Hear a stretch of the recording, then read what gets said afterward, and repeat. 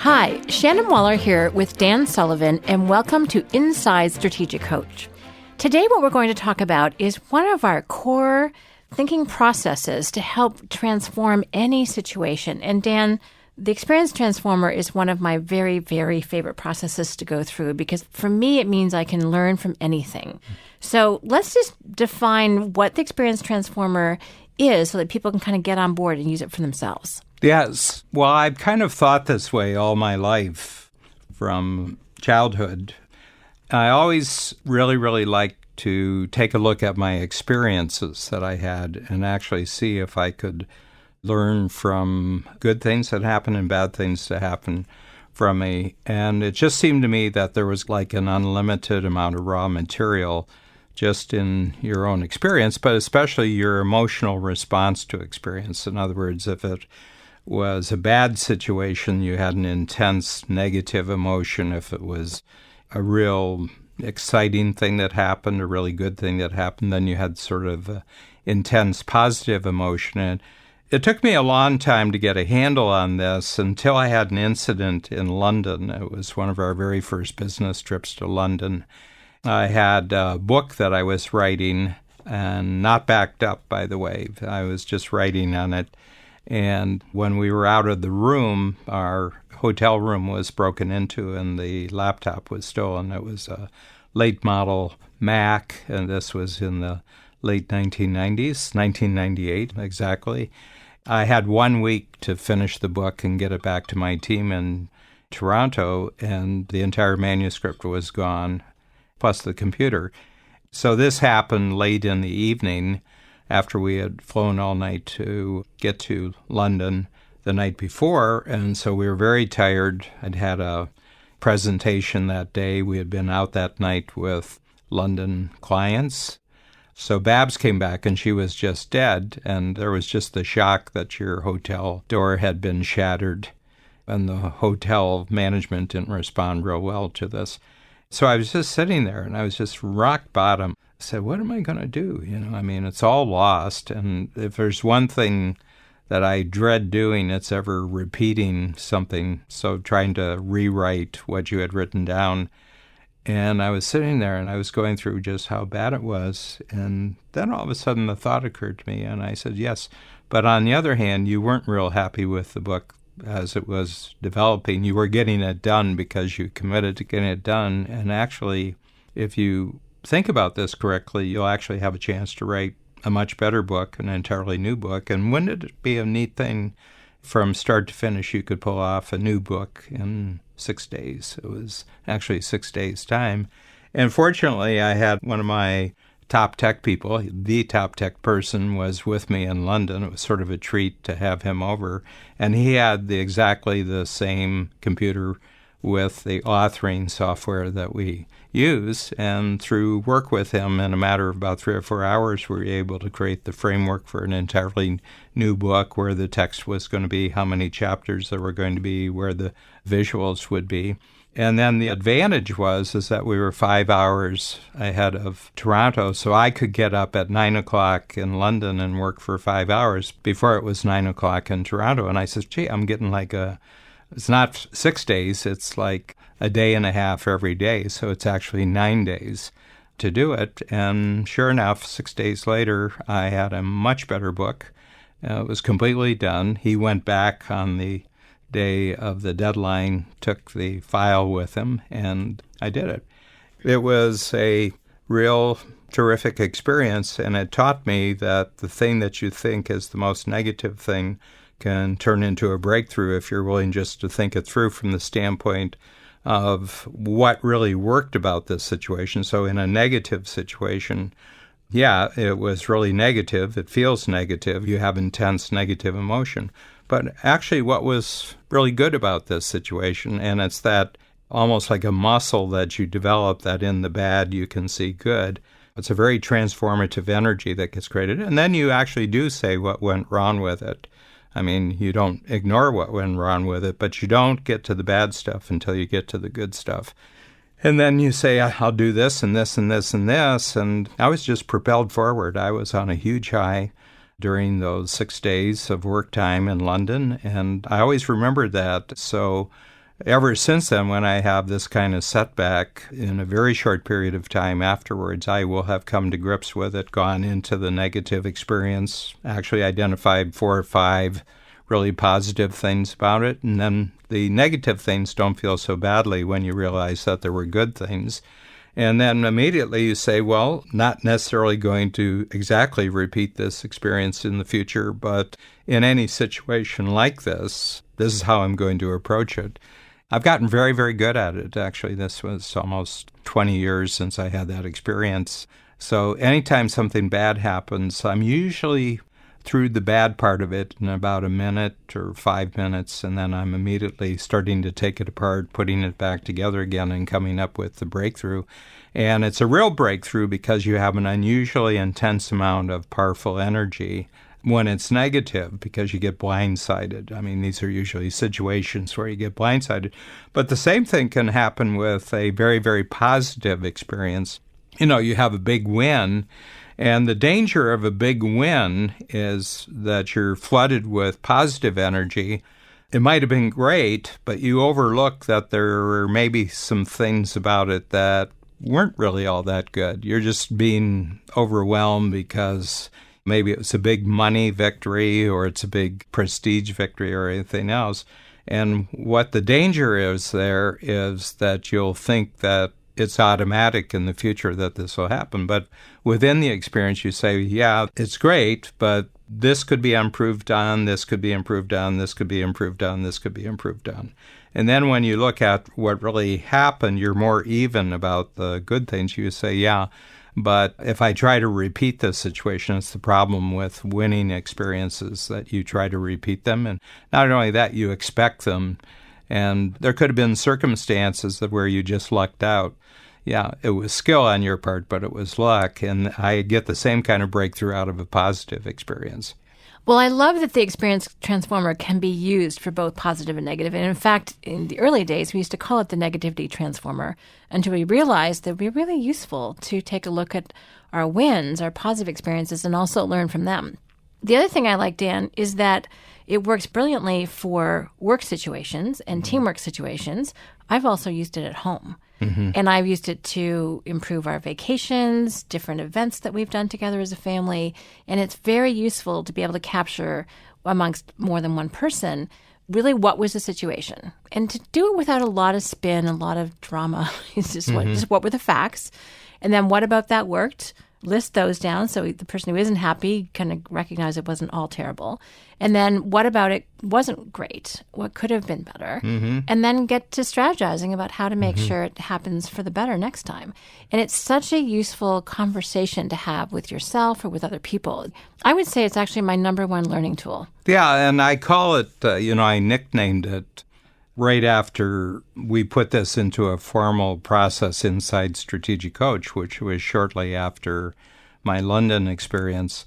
And I called it the greatest teacher. I said, you'll never have a greater teacher than the situation shortly after a very emotional experience, very emotional negative emotion, very emotional positive experience. There's an unusual amount of emotional energy that you have available for you to make breakthrough kind of decisions, breakthrough communications, breakthrough actions. And that's not available to you if you're just going along and life is normal. It's these unusual experiences. And therefore, they can be capitalized. The weird thing is that when it's a positive experience, people don't want to do it because they don't feel there's anything that they need to learn from the experience. We've got this handled. This is just the way it's going to be from now on, which then actually sets them up to get hammered by a really bad experience. The other thing is that when someone has a negative experience, it's 100% in their mind. There's just nothing good about this situation, and I don't even want to think about it. And yet, when you go into a negative experience, that transformed a significant amount of my success, my ability to be successful in the years afterward. Just that incident of getting the hotel door kicked in, my computer, I really like the computer, and the manuscript was gone. Yeah, it wasn't such a great manuscript, but it would have been finished. It was kind of funny because the team back home had been working on the other manuscript and they were feeling some of the reservations. But when they got the new one back and they said, God, this is so much better. They weren't telling me, no one was telling me about it. And I've had lots of situations. I mean, I just had one very, very recently where a book got out and got printed, but part of the cover was missing. We had missed it on the inspection, and a crucial part of later in the book was Ron, and it hadn't gotten picked up. And I just sat down and I said, well, we did it really fast. So first of all, the rest of the book is really great. And I wrote down, the text is fantastic and everything. I wrote down about 5 good things. But I said, we were kind of rushed on this. And what it tells us, we don't have a good enough quality control checkoff system. And I went over it. And there were 2 individuals who were just really, really almost heartbroken by what had happened. I said, this is a learning experience. We're going to create a lot of books in the future. This will never happen again because what you're experiencing now is very intensely negative. And so what we're going to do is we're going to improve our checkoff process, and this will never happen again. And by the way, we have to reprint the whole book. And we're going to shred 7,500 copies. And I said, it's just the price of tuition. It's just the price of tuition. So what I try to do is stay away from any blaming of an individual. I mean, I wasn't angry at the thieves or anything like that because there's nothing you can do in case of the London situation. And here it was just something that happened really, really quickly, a lot of pressure, deadline pressure. And I said, forget it. Let's just learn the maximum amount from this situation. Let's get on with a much superior method the next time we come through here.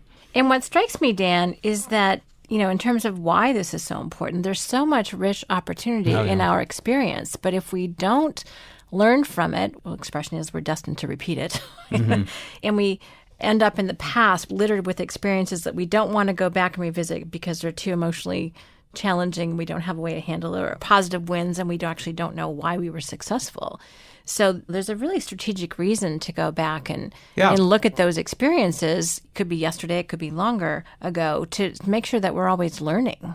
We all experience these in our personal life. We experience them in our organizational life where it involves other people. And we experience it, in big society ways. I mean, there's big events, economic events, political events, natural disaster events that happen, and breakdowns of major systems and everything like that. And I often feel that there's either an arrogant way of acting when things are really positive, or there's sort of a knee-jerk blaming way of responding when it's negative. You realize that there are these crucial situations where major lessons could have been learned on a society-wide basis, and very frequently it doesn't happen. Great leaders, the job is, if somebody's a really great leader, is regardless of what happens on the large stage, whether it's private sector, whether it's public sector, I think the job of the leader is to stop the thinking process and say, okay, bad things happen, good things happen. Let's list the bad things, let's list the good things. And then for everybody who's involved, let's just say, okay, well, this kind of thing's going to happen in the future, so how do we show that we've jumped in our awareness, that we've jumped in our management, we've jumped in our execution of this, so it doesn't happen again. And I think for the people under that leadership, it's incredibly transformational. With your team, they were so scared and they were really disappointed in what had happened. And it turns out there were actually a few projects on the go, so things got overlooked. And their awareness increased, but the fact that they weren't going to be punished, they weren't going to be negated in some way, was incredibly instructional and useful for them. Like it's wonderful working with someone who is approaching situations from a learning perspective as opposed to a blaming perspective. Yeah. And I also really love your point about being arrogant, because when things work well for a long time, or you kind of get used to that, arrogance can happen, complacency can happen, and you can fall asleep.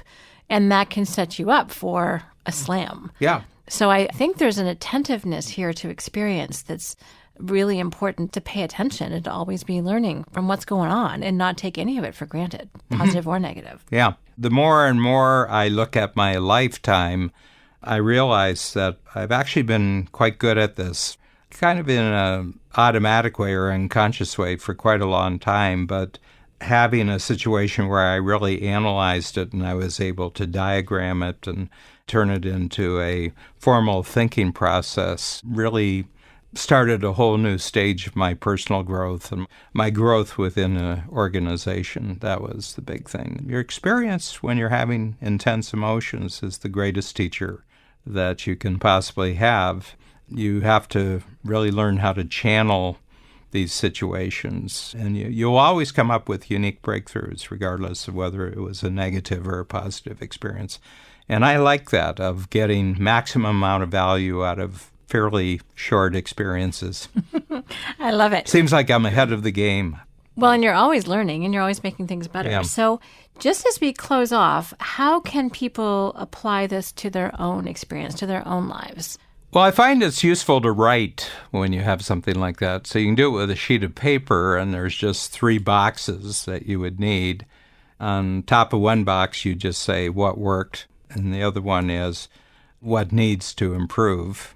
Don't say what didn't work, but what needs to improve, and then you say strategies for the future. So if it's a negative experience, you write down what worked, what was good about it, because in a negative experience, that's the hardest box to fill in because you're not feeling that anything worked. And yet, if you spend maybe 5 minutes just going through and writing down everything that worked, you'll find that you'll run out of room, because once you open the floodgates on this, you begin to appreciate there's all sorts of things that really work.